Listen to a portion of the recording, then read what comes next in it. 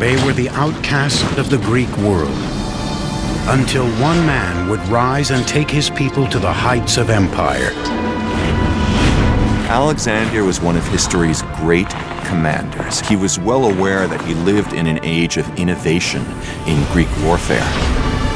Alexander the Great employed the latest technology to conquer civilizations, transforming the lands from Egypt to India into a new Greek world. Greeks have conquered the known world, so they're exporting their way of life because they think it's the best way of life. It's the best way that any human can live. But there are no kingdoms without a king, and with Alexander's swift and stunning demise, his empire would crumble almost as quickly as it was built.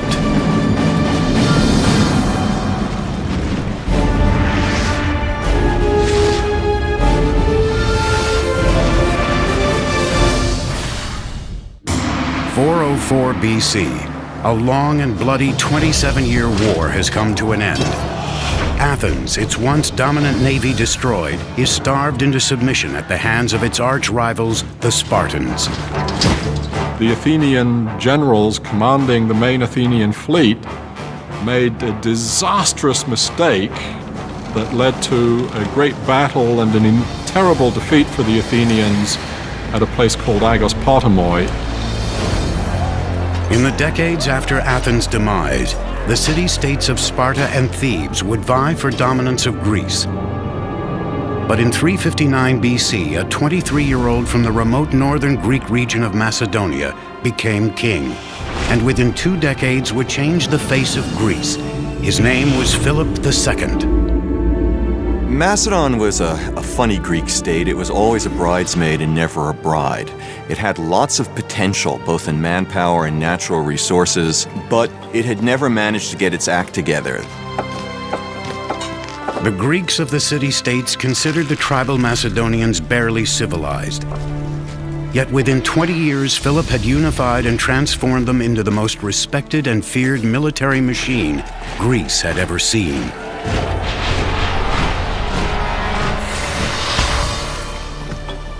Philip built Macedonia on 2 fronts, diplomacy and strength. He began by creating alliances with the surrounding city-states, while at the same time reinventing the Macedonian army, making soldiering a full-time and highly trained occupation. But the key to his new professional army was a corps of engineers that Philip organized to design and build new instruments and machines of war. An innovation that changed forever how wars would be fought and won.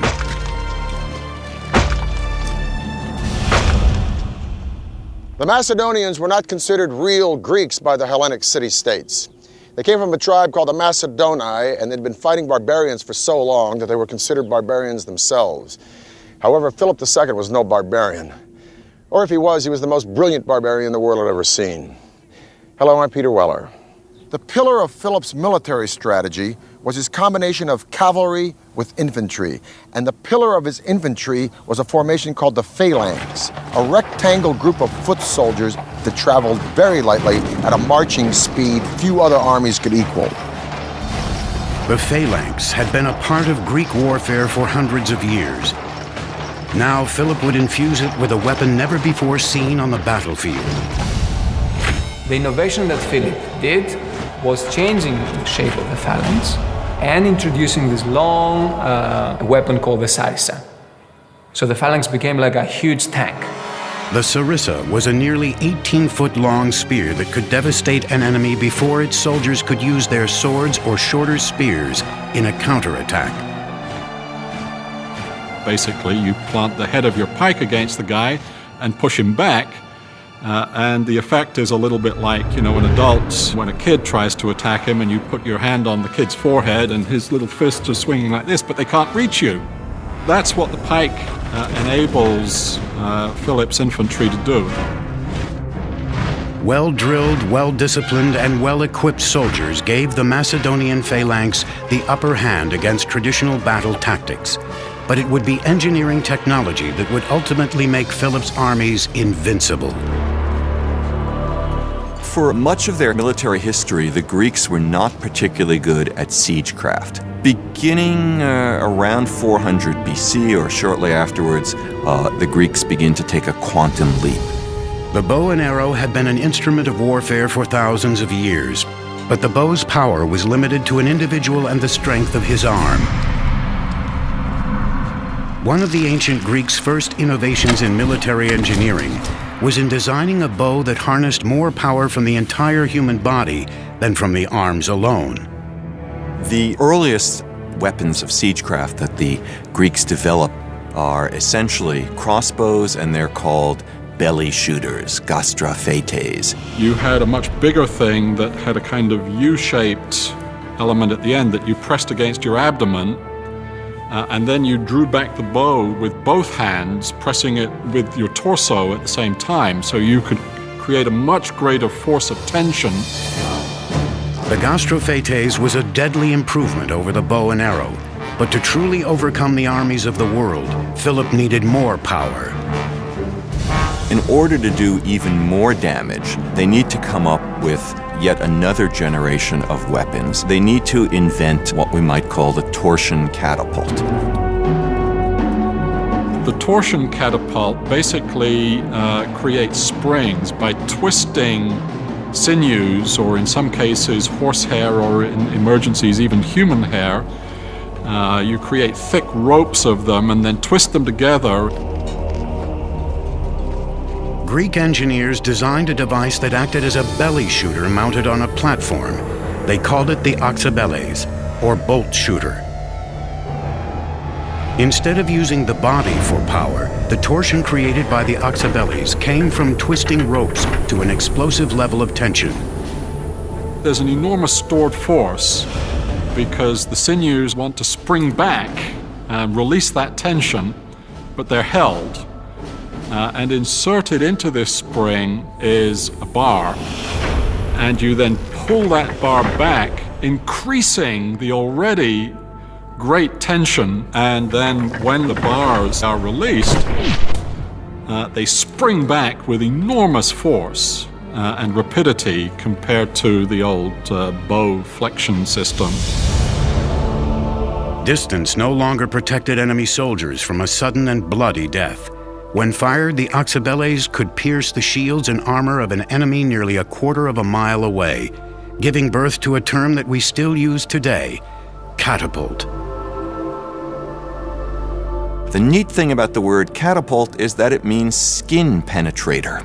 You can see our word pelt, like an animal skin, in the Greek catapult, goes through the skin. With his weapons of war, Philip was unstoppable against the other Greek city-states. By 338 BC, Philip's victory over Athens and Thebes made him the undisputed master of Greece. But it was Philip's actions after the battle that would indicate how the Macedonians would rule the lands they conquered, despite their barbaric reputation. Philip and his son Alexander, who was only 18 years old, defeat a coalition of Thebans and Athenians at the Battle of Chaeronea in 338 BC. And then Philip does a remarkable thing. He lets all the Athenians go back home. Then he calls together a council at Corinth, invites all of the city-states. He's got to cloak his power in some sort of diplomacy. And he tells all the city-states, you can groove. It's all going to be the same as it was before. He could have scorched the earth, just like Genghis Khan a few centuries later, but he didn't. Why? We've got to remember that the Greeks thought of the Macedonians as no better than a bunch of thugs. And the Macedonians didn't care much for the Greeks either. But Philip had had his taste of the Hellenic ideal during his time at Thebes. And as a king, he invited Greek philosophers and teachers to come to Macedonia. His entire court spoke Athenian Greek. Philip didn't want to destroy Greece. He wanted to be Greece. He was like the nerd at the back of the class who wanted to join the frat party, become one of the cool guys, albeit a little bit tougher. In his moment of triumph, led by Macedon, he was preparing to carry out his life's ambition, which was to invade the Persian Empire. He would never get there. Philip would meet an untimely demise at the hands of the ultimate insider. Just before Philip began his Persian conquest, he held a public celebration. as he marched alone ahead of his entourage to prove he had no one to fear. A bodyguard suddenly rushed forward and plunged a dagger into his chest. The man who had put Greece on the map was dead at 46. Was he a lone assassin, or was there a bigger plot? We can never know for sure because while the assassin was trying to escape, he was mowed down by Philip's guards. Philip's dream of dominating the Persian Empire would not die with him, but only gather strength with the emergence of his son, a 20-year-old named Alexander. It was Alexander who would use Philip's army, engineers, and technology to far exceed even Philip's wildest ambitions, transforming the world into a Greek one.